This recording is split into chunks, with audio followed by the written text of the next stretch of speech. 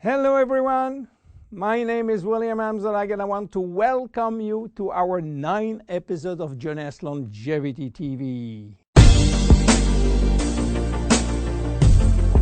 Jeunesse, we are redefining youth.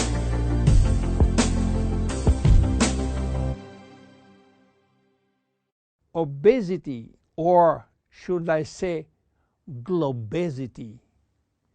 Today, obesity is a worldwide epidemic disease. There is an outrageous eruption of a worldwide obesity even in the countries where not so long ago famine was the #1 health issue.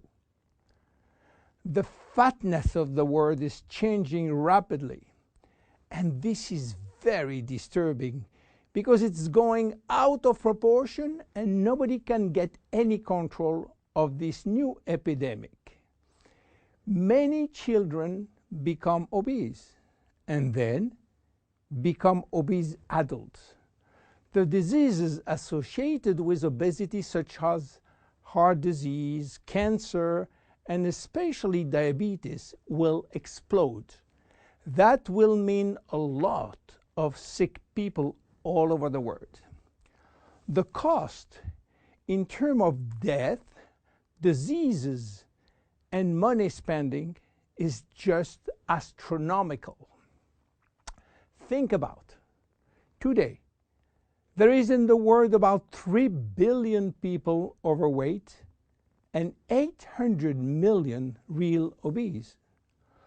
The cost of obesity in the United States is about 150 billion per year, which is 10% of the total US medical cost.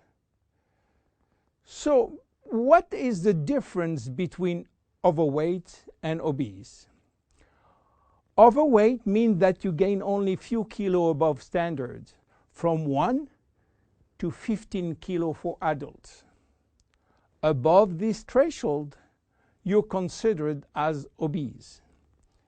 If you wish to get more detailed information, then you have to calculate your BMI, which means your body mass index, by using the following formula: your weight in kilo divided by your height in square meters. If your BMI shows score under 18.5 per square meter, it means that you need to gain weight. You are underweight. If it is between 18.5 and 25, you are in normal standard. Between 25 and 30, you are overweight, and above 30, you are qualified for obesity. Note that BMI is a standard tool which do not apply in extremes like very tall people or very small people, and also should be adapted to children. Why people become obese?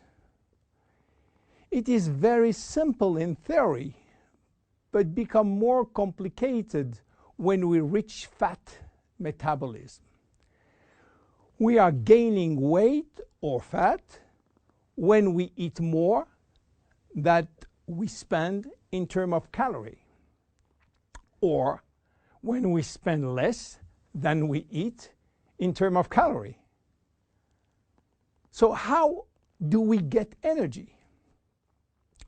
The body will get energy only from the food, knowing that 1 gram of carbohydrate will release 4 calories, same for proteins, but 1 gram of fat will release 9 calories.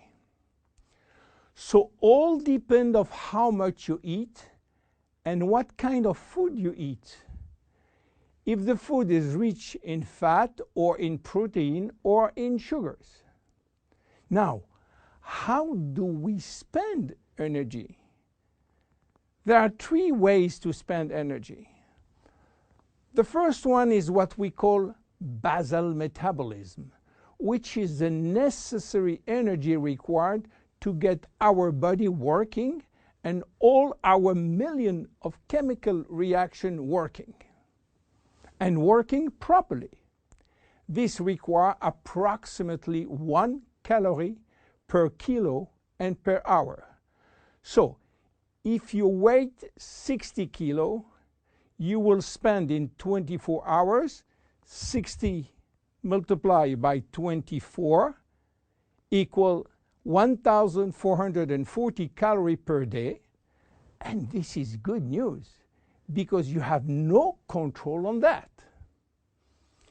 The second spending is the necessary energy to fight against heat or cold. And these depend on the environment and the way that you are protected against heat or cold. It is called thermogenesis. And again, you have little control on that.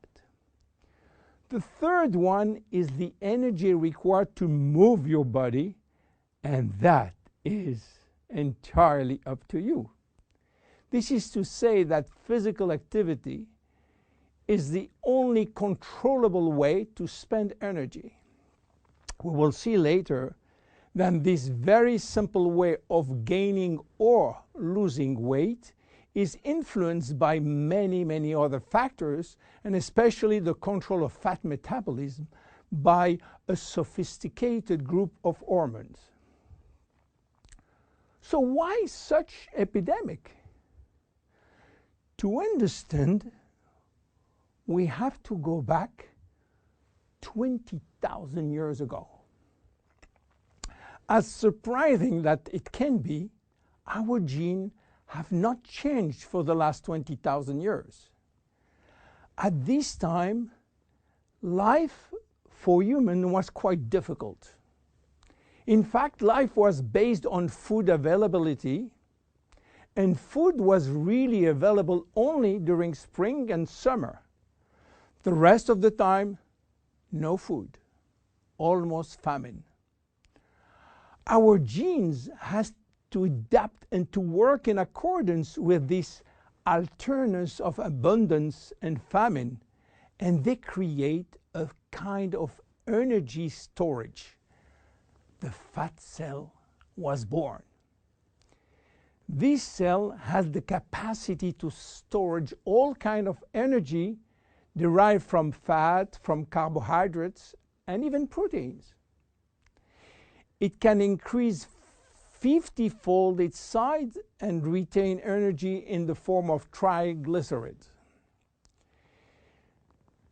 Because of uncertainty of food availability, our genes were oriented toward the saving mode, which means that every time we eat, all the energy coming from the food was oriented in the storage facility.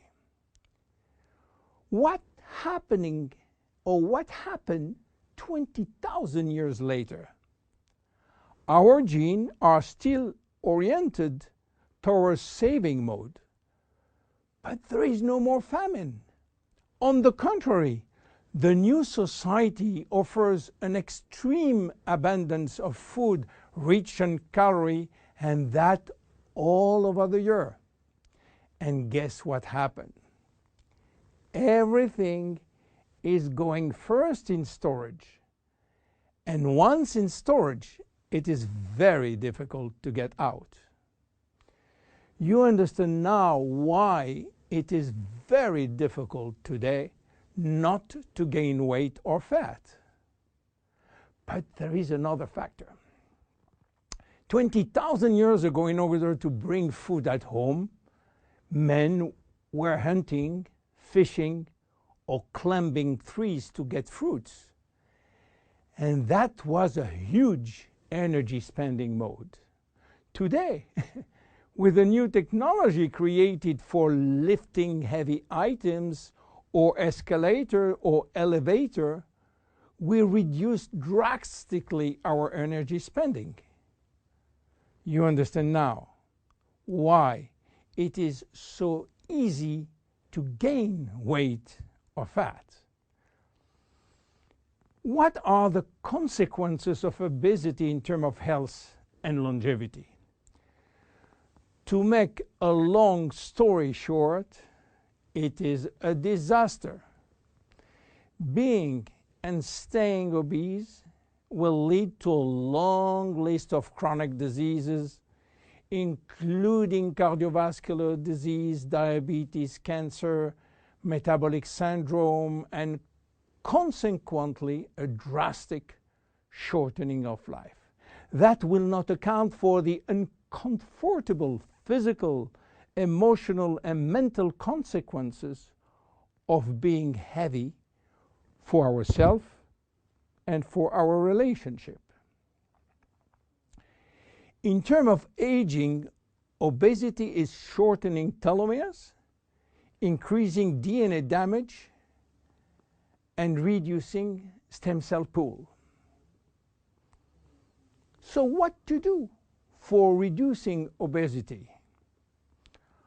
Obviously, it is quite difficult considering the worldwide effort of the medical community with so small results.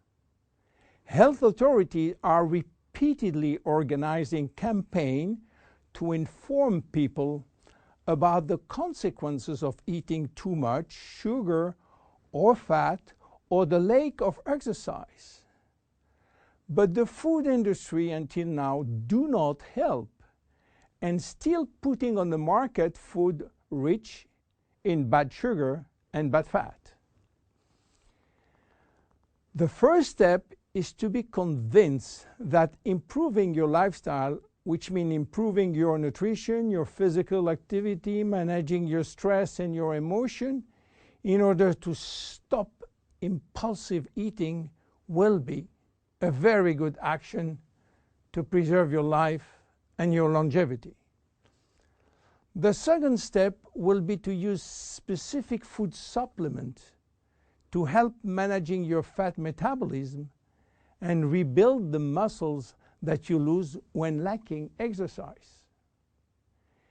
This is why Jeunesse decided to create a new line of product specially designed to counteract craving, to help fat metabolism, and to reduce muscle loss.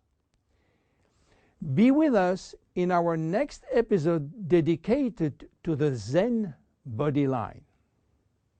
My name is William Amzalag, and I will see you on our next episode. Thank you.